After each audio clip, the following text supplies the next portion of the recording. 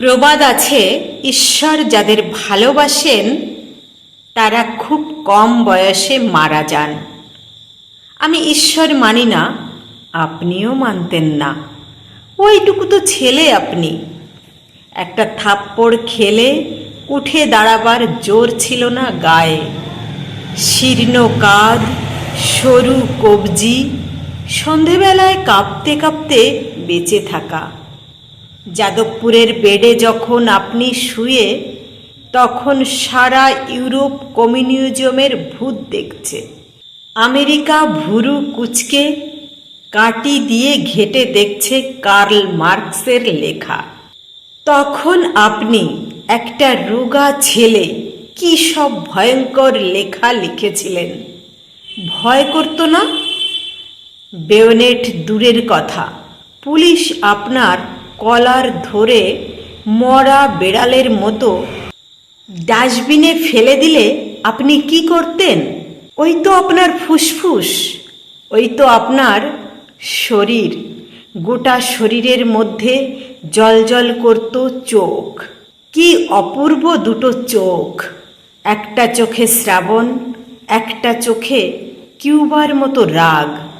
আমি দেখতে পাই দুটো শীর্ণ হাত আপনি এগিয়ে দিচ্ছেন। একটা হাত প্রিয়তমার দিকে, একটা হাত চে গুয়েভারার পিঠে, যেন আপনি আর চে একটা সাইকেলে চেপে বেরিয়ে পড়েছেন।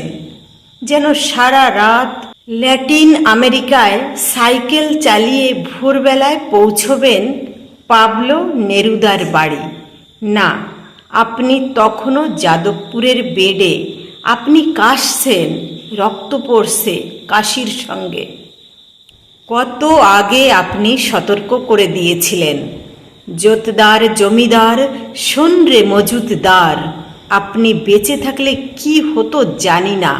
সমস্ত মালিক আবার ফিরে আসছে মেদিনীপুরে, বীরভূমে, বাঁকুড়ায়। মেদিনীপুরে যতটুকু জমি আছে তার চেয়ে বেশি জমির মালিক হতে চায় কারা? পৃথিবীতে যতটুকু জমি আছে তার চেয়ে বেশি জমি তো আর মানুষ পেতে পারে না।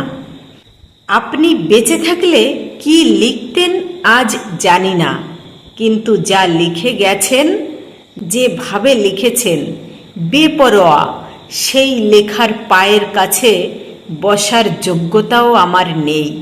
একটা বিপজ্জনক লাইন লিখেই ভয়ে মরি।